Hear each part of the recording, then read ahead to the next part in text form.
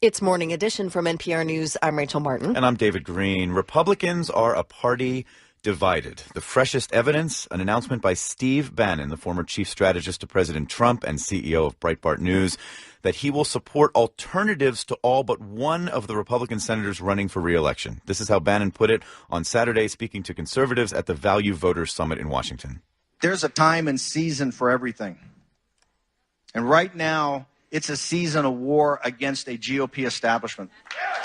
Well, with us in our studios here in Washington, D.C. is someone who's trying to fend off those challenges from the so-called insurgent right. Stephen Law is president and CEO of the Senate Leadership Fund, a super PAC that backs establishment Republican candidates in Senate races. Thanks for coming in, Stephen. Thank you.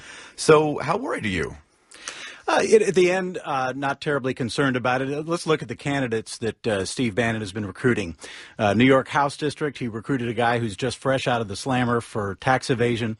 In Nevada, the candidate he's supporting there is 0 for 5 in the last several Senate races or races he's run.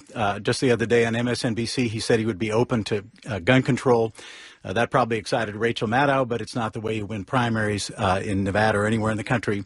And in Wyoming, he's trying to get somebody in the race who's an international billionaire who currently lives in Abu Dhabi. And I did a little research, and nobody in Wyoming has ever won who's from Abu Dhabi. But didn't we just see an election? I mean, a president who comes from, not a predictable history in politics, and didn't voters show a real willingness to look for an outsider? I mean, isn't that what a lot of people in this party are sort of crying out for right now? Yeah, I think people are looking for folks who can come to Washington and make a difference, but I don't think they're the kind of candidates that Steve Bannon is recruiting to try to run against incumbents. When you look at other races where he's expressed a preference, he's endorsed a candidate who we helped recruit in Missouri, Josh Hawley. He's also endorsed a candidate in Ohio who we supported 6 years ago, Josh Mandel.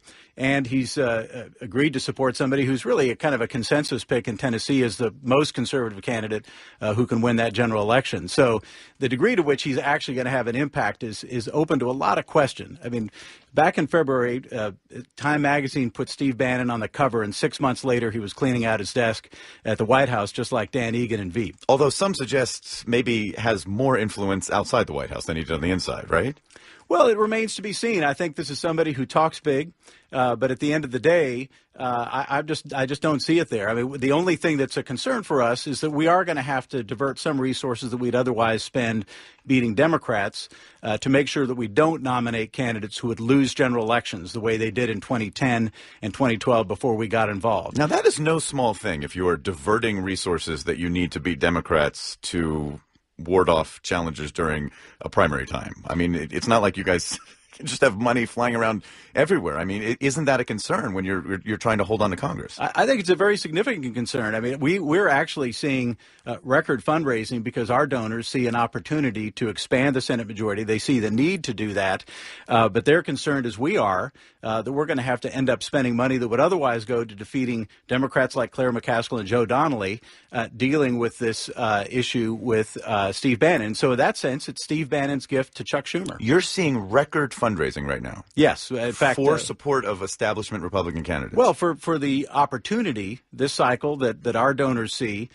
to expand our Senate majority. These are donors who were with us in 2014 when we won the Senate majority.